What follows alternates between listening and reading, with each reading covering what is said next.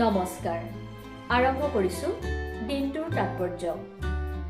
আজি 13 ফেব্ৰুৱাৰী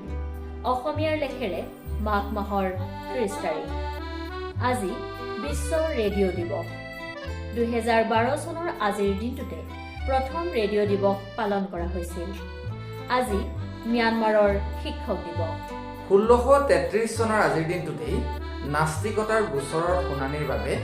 Galileo Galilee Rome চহৰত উপস্থিত হয় উল্লেখযোগ্য যে গেলিলিও গেলিলিয়ে পৃথিৱী সূৰ্যৰ চাৰিওফালে ঘূৰে বুলি প্ৰথম মত প্ৰকাশ কৰিছিল আৰু সেই অপৰাধতেই তেওঁক দোষী সাব্যস্ত কৰা হৈছিল 1931 চনৰ আজিৰ দিনটোতে ব্ৰিটিছসকলে কলকাতাৰ পৰিৱৰ্তে নতুন দিল্লীক ৰাজধানী হিচাপে উদ্বোধন কৰিছিল 1946 চনৰ আজিৰ দিনটোতে ৰাষ্ট্ৰসংঘই ৰেডিঅ' সম্প্ৰচাৰ আৰম্ভ কৰিছিল 1959 চনৰ আজিৰ দিনটোৰ পৰাই জনপ্ৰিয় বাৰ্বি পুতলা বজাৰলৈ আহে আৰু বিক্ৰী আৰম্ভ হয় 2001 চনৰ আজিৰ দিনটোতে মহাকাশৰ এৰোছ নামৰ ক্ষুদ্ৰ গ্ৰহত প্ৰথম মানৱযান উপস্থিত হয়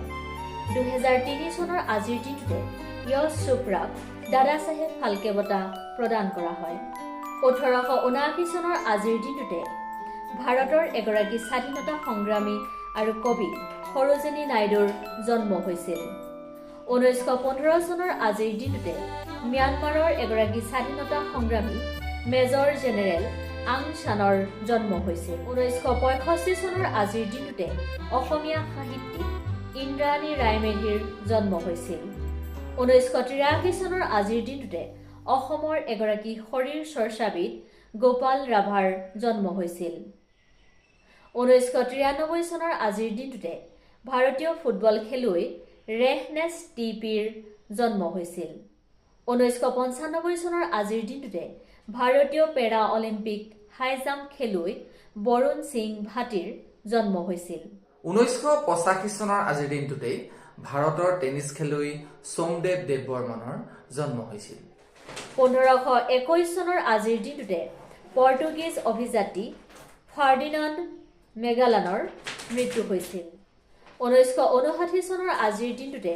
অসমীয়া বিজ্ঞানী লক্ষ্মীনাথ দাসৰ মৃত্যু হৈছিল 2003 চনৰ আজিৰ দিনটোতে সাহিত্য অকাডেমী বঁটাপ্ৰাপ্ত ঔপন্যাসিক মেদিনী চৌধুৰীৰ মৃত্যু হৈছিল